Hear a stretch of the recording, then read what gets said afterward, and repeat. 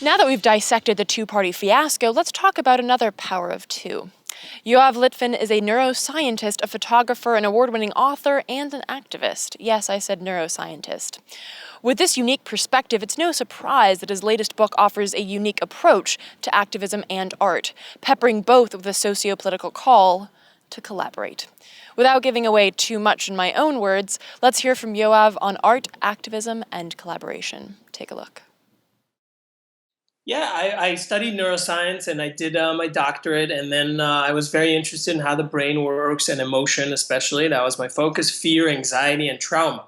So I went at it from the scientific perspective, and then I had my background with the radicalization that happened to me at a certain point, and then how life happens. I went through some accident. I had a sports injury, and in order to relieve the pain, the best thing was actually walking around. So I walked around New York literally for 15, 20 miles a day. And then I was like, wow, I reconnected to the New Yorker inside me because I grew up in New York, and just remembered my childhood going into the subways, and the trains were just bombed with tags. So I got so excited, and I took my camera with me, and then I started documenting it, and it just kind of clicked because it's a really radical art form, and it combined my politics. It combined the whole, social components of my neuroscience, because I'm also really interested in social neuroscience, and human beings are social species, and it really connected me on that aspect. So back to what I was saying initially, there's two components to how I view my activism. One is telling truth to power, and the other one is forging bonds. And that's what To Create is about, to really analyze and dissect what it means to collaborate. Right. So talk about this idea of collaboration because, as you noted in a recent article, human beings thrive off of working together and creating together. Yet our culture, which you pointed out as well, particularly in this country, continuously spits out this idea of the lone genius, as you put it. So what's the importance of collaboration, not just on an artistic level, but also on an activism level in terms of reaching the socio-political change that we're pushing for? Right. I think our country has, the people on top have an interest to kind of pump out this notion of individualism because it maintains the status quo. Because if it's all your fault, if you don't succeed in this world and it's all your fault, then you can't come to the system with any demands, because supposedly everybody has an equal shot, the American dream, yada, yada, yada. So a lot of the figures that we know as lone geniuses were actually reliant on a lot of people along their professional trajectory. And in activism, it's double important because we really have to radically change where we are now. And in order to transform existing structures, minds have to be joined, because one person, they only know their own approach. And if you bring two people together, it can really enhance and complement and grow. So I really believe that these two components, speaking truth to power and then forging bonds between people and between organizations, is crucial. So I'm interested because you talked about the social neuroscience, and this is a question that comes up a lot on the left, even before this election, was the issue of infighting on the left. Like, oh, you're not a vegan, so therefore you're not an environmentalist, or those sort of things. So what can we do to appreciate, like from your unique perspective? What can we do to appreciate that these front lines that we fight on are one long line? And if we want to be victorious in our own issue, we have to work together. That's a great question. And I think it is really instructive to look at how duos work together in order to figure out how we need to work together as a species, as a society. You really need, in order to cooperate effectively, you need a kind of maturity and independence and faith, to be able to withstand critique, to be able to use support. So it's really like a scaffolding network. So you feel much safer to take risks, because if you're alone taking all these risks, it's huge, right? Who are you compared to the man, quote unquote.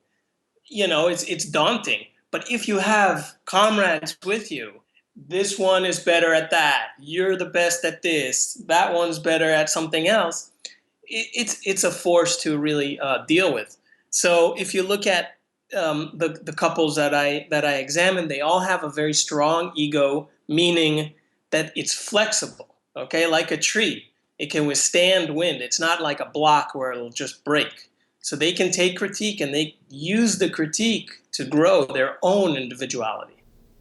That's interesting that you say that that's strong because it's sort of, because I'm very interested in language and how we use it. And that idea of saying that strong means flexible, strong doesn't mean that you just are stubborn and you don't move. Exactly.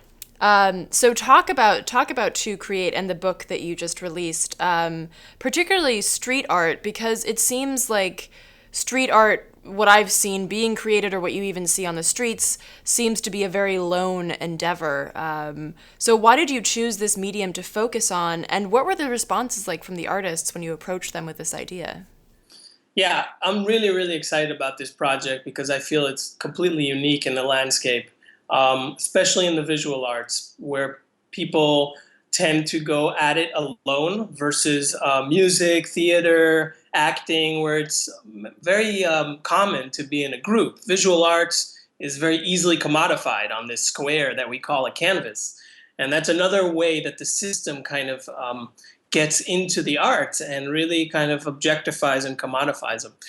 The whole notion of the book is that 1 plus 1 is much more than two, which is actually a notion that Karl Marx articulated, talking about the duo as a unit that is the basic unit in humanity. And that's kind of been abandoned by this whole American dream, individuality, capitalism, um, and it's coming back with the popularity of worker cooperatives. I really feel like the whole notion of collaboration is gaining ground. So, in another article, you talked about the role of artists and creatives as the voices of rebellion, a bit like Sartre, who claimed that a true philosopher is one that, through this constant questioning and awareness, is the first to sound the alarm when shit is fucked up, although he didn't phrase it quite like that. So, talk about the power of art in promoting and indeed creating that socio political change. Sure. Art is a language, in my opinion.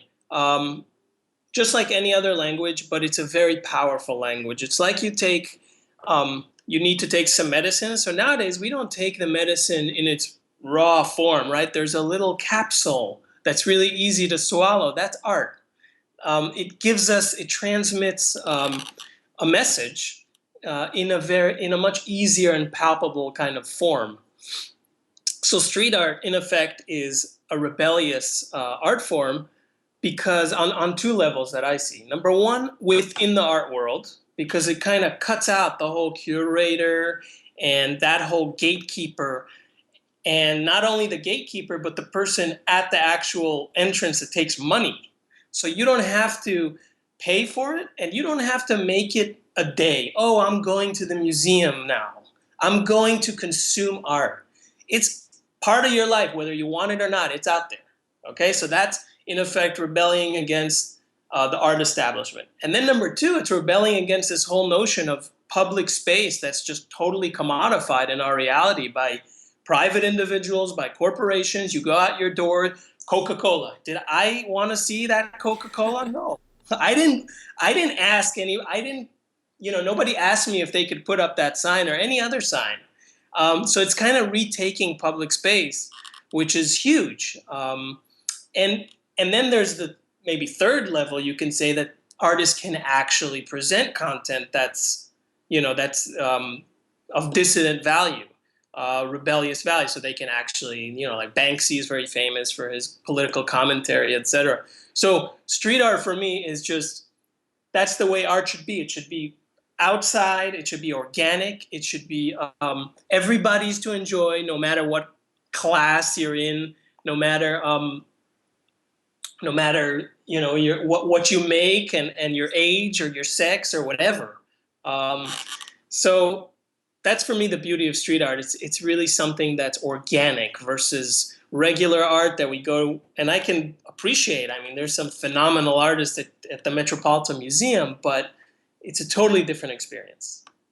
Because I know that you've mentioned this a couple of times in articles that you've written and just now as well. So talk about this commodification of art and how that also stunts the growth of real powerful political art, and why I mean, not that I would like to see political art commodified, but it's not even like allowed to enter into that commodification spectrum unless you're like Shepard Fairey or something. Right. I mean, who commodifies it? The people who have power and have money. Who are those people? Those are the people at the top who have an interest to stay at the top. So they're going to promote their people, and the people who say, who have turned art into just some pretty things. And I can appreciate pretty things. I love, the skill that's needed to create something that's just profound and beautiful. But that's not all art is, and it shouldn't be reduced to that, which is of an interest of those in power, because they want to, they want to shut up any kind of commentary. So a lot of people who work outside the regular channels and who don't schmooze with the people who need to be schmoozed, and et cetera, they're just not quote unquote successful within how the capitalist system defines successful. I mean, successful, I feel, is something that you wake up and feel on your own, not necessarily how you're defined. So, but yeah, the system definitely kind of shuns from a very harsh political commentary. So with this idea of collaboration, it can be kind of difficult for somebody to enter into the idea of collaboration. How does this start? And even though humans have that in the hierarchy of needs to fit in, the idea of consumerism and commodification has made it so that you fitting in means that you wear this and you do that and you look like this, not so much you connect with other people. So where do you even start? I mean, particularly in a place like New York, where if you say hi to somebody, you're a lunatic. Like, how do you start this collaborative process, particularly in an artistic world where that lone artist might be, the thing? Right, it's very romanticized. And that's a great question. I think, like we said, like we talked earlier, the person has to be confident within their own work and have that flexibility in the ego to be able to approach, to say, hey, how's it going? I like your work. This is my work. Check it out. And you're right. That can be frowned upon by people who are very much into hierarchies and power, and like, who's this person, and who are you to talk to me, and that kind of stuff. And that's why I can't do the mainstream art world kind of hustle. Um, I think that collaboration has to be taught from an early age. I think it's important to integrate it into the educational system. I believe it has to be practiced in parallel with practicing your own skills and your own passions. You have to practice, working with other people. So finally, I want to ask you about because you mentioned the duo and the power of the duo. But I also want to ask, in your experience and in your studying, how have you found that there's a threshold? That they talk about like worker-owned co-ops, and they say the ideal number is 120. And if you go above that, then it's unwieldy. And so have you found that there's like, is two like this really amazing number that is far greater than the number two? Is there like a sweet spot? Is there too many? Talk about like the numbers game in terms of collaboration. So Vera John Steiner, in her book, she defines 5 stages of collaboration. Okay, there's connection, fusion, transformation, conflict, and then either separation or resolution. Okay, so each collaboration, I feel, well, probably not each collab, but many collaborations have an expiration date. Okay, and that's okay, because we as people don't necessarily need to focus on working with 1 or 2 or 3 people the whole time. We can shift. We're very dynamic, which is, when you look at today's kind of system that we are all part of, this hierarchical system, it's so rigid, right? And we as people, we're very dynamic. So in a way, it's not a real organic system. Um, with respect to a sweet spot, there isn't a number that I can say, some number. I think each relationship is so different, and just as duos are complicated and different and unique, there's a lot of research that has to go into this that's just not been done.